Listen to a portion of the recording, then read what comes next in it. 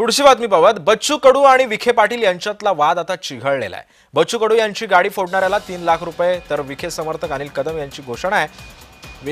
विखेंनी गाडी फोडणाऱ्याला 1 लाखांचं बक्षीस विखेंची गाडी फोडणाऱ्याला 1 लाख रुपये बक्षीस देणार असल्याचं बच्चू कडूंनी चिथावणीखोर वक्तव्य केलं। त्यानंतर हा वाद पेटलेला आहे।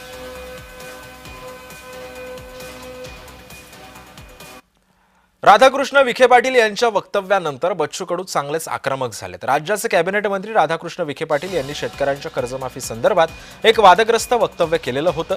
या वक्तव्यानंतर प्रहार संघटनेचे अध्यक्ष बच्चू कडू आक्रमक झाले। जो राधाकृष्ण विखे पाटील यांची गाडी फोडेल त्याला 1 लाख रुपयांचं बक्षीस दिलं जाईल अशी थेट घोषणा बच्चू कडू यांनी केली। यावर उत्तर देताना राधाकृष्ण विखे पाटील यांनी बच्चू कडूंना भेटून गैरसमज दूर करणार असल्याचं सुद्धा त्यांनी म्हटलंय।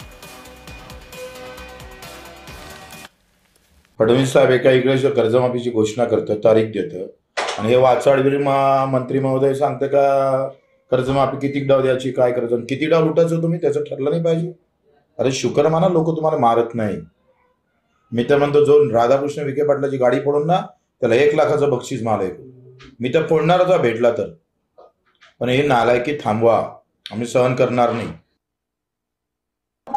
बच्चू माझे मित्र आहे, त्यांनी सगळं जर माझ्याशी बोलले असते, चर्चा केली असते की एकदम मी काय म्हटलं, मी त्याचा नंतर सगळ्या माध्यमांसमोर बोलताना खुलासावर बोललो मी।